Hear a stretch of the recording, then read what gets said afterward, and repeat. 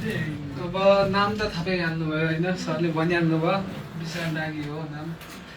म चाहिँ सरले भनिहाल्नु भयो पहिलेदेखि,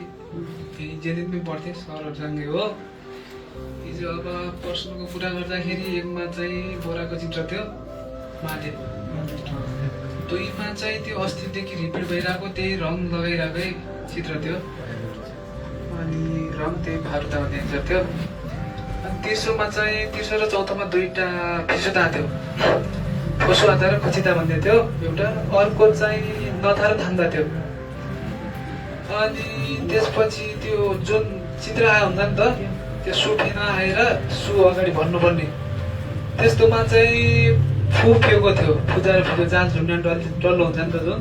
त्यसको फु थिएर पछाडि फ्यो भन्नुपर्ने थियो। अनि अर्को फिनखानेमा चाहिँ त्यो फिनखानेमा त्यस्तो केही पनि थिएन, सिधै मिनिङबाटै थाहा हुने थियो। कोरियामा जतिसुकै बिजी भए तापनि के अरे कोरियामा सार्वजनिक दुर्घटना धेरै हुन्छ, त्यसैले जतिसुकै बिजी भए तापनि जेब्रा क्रसिङ टट्टर गर्नुपर्छ भनेर त्यो खन्नायो भन्ने थियो एउटा। अर्को चाहिँ कोरियामा चाहिँ सार्वजनिक यातायातले गर्दा निकै नै सहज भएको छ, बसदेखि रेलतिर डट्टर गर्न सकिन्छ भनेको थियो, वान्सुम यातायात परिवर्तन भन्ने थियो। अर्को चाहिँ कोरियामा अरूको घरमा डट्टर गर्दाखेरि अगाडि फोन गरेर जाँदा राम्रो हुन्छ भनेको थियो, त्यो भागमा जान्छ जो त्यो थियो। अनि अहिलेको कुरा गर्दाखेरि चाहिँ एउटा चाहिँ अलि चित्र खालि अहि आएको थियो चारवटा, एउटा जो किताबमै छ नि त चित्र, एउटा सामान प्याकिङ गर्ने फर्म त्यसको त्यो चित्र थियो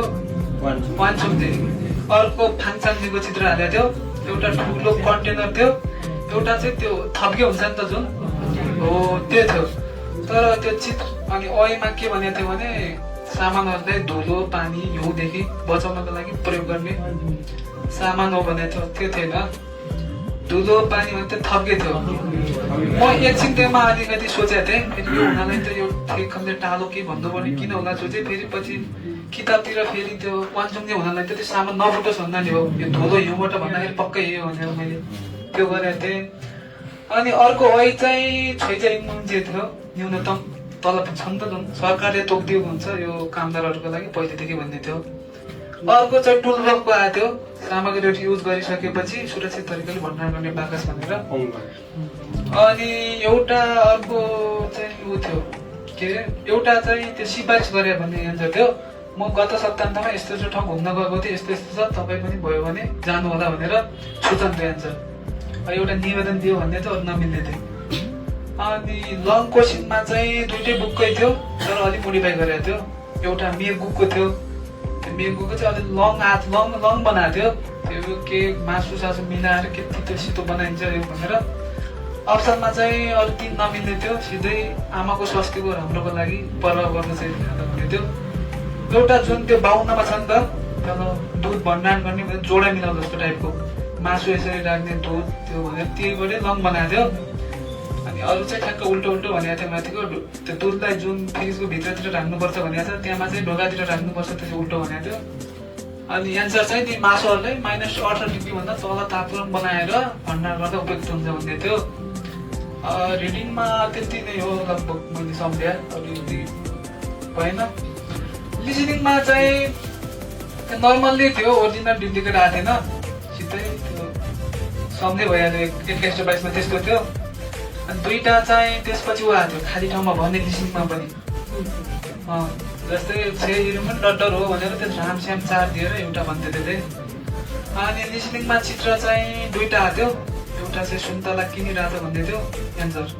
अर्को हिन्डी प्लस टाँसिरहेको भन्ने थियो। अनि 7वटा ब्लाइन्ड आएको थियो, त्यो नर्मली त्यो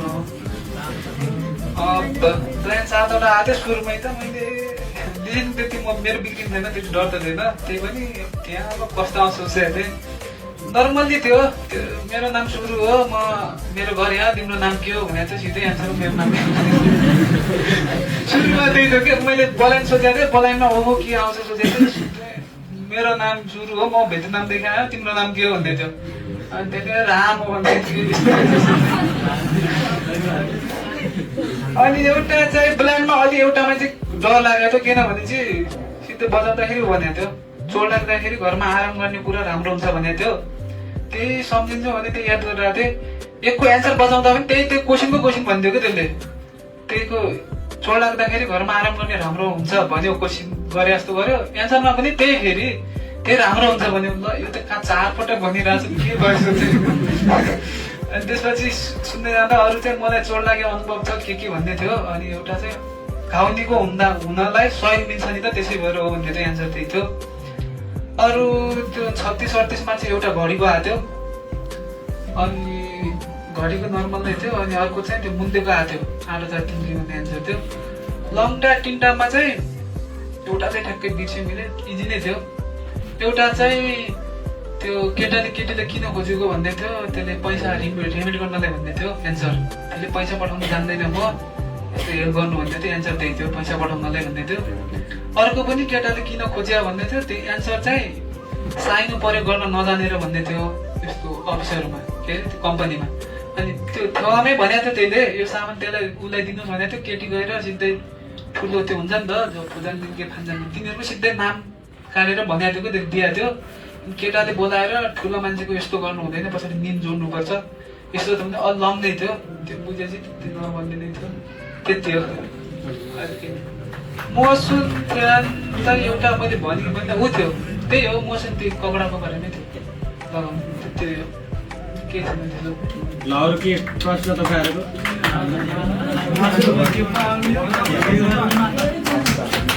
सेन्सो केही थिएन तर अलि हुन त अब आमामा टिप्स हुन्छ मेरो भने के हो भने म पढाइ त ठिकै थियो तर म यहाँ जहिले 1-2 बिगार्थेँ कस्तो भन्दाखेरि फेरि बुकको किनभने भण्डार गर्ने के सिधै नत्र बुकको एक अगाडिको देख्दाखेरि ए त बुकको भन्ने भर्खर अस्ति पनि बिग्रिएको थियो पानीको पाइपमा नुसु भन्ने अप्सन छ नि त जो चुआउट भयो भने भयो नि यस्तो भन्दै थियो किताबमा चाहिँ चुआउट त्यहीँ राखेर पछाडि खिल्ने दरार भन्ने एन्सर राखेर चाहिँ म चाहिँ किताबको भनेर नुसु लाएर हिँड्दैन सिधै त्यस्तो मूल्यमा पनि त्यो नसुन्ने अगाडि सिधै बजाउँथेँ त्यही भएर ल्याउँथेँ अलिक राम्रोसँग अगाडिदेखि त्यहाँ चाहिँ अलि हुन त सबैको त हुँदैन तर मेरो त्यही भएर बिग्रिन्थ्यो त्यहाँ चाहिँ अलिकति त्यति ध्यान दिएर चाहिँ केही हुँदैन अगाडि त्यो लिसनिङमा मूल्य राम्रोसँग हेरिसकेपछि बजाउने नत्र फेरि मेरो कस्तो हुन्छ भने त्यो 34,000 त्यो 33,000मा त्यो साममा अलिक झुकिन्छ नि त अगाडि म के सोच्दैन ए सजिलो त बजाइहाल्छु भने बजाउने पछि सिधै त्यसले एन्सर भन्दैन यति यति डिस्काउन्ट के भन्छ डिस्काउन्टतिर हेर्न लाग्यो पछि सामसिप सा भनेको थियो कि सामसिप साम भनेको थियो डिस्काउन्ट थियो कि त्यही भएर अरू त्यस्तो केही थिएन ठिकै थियो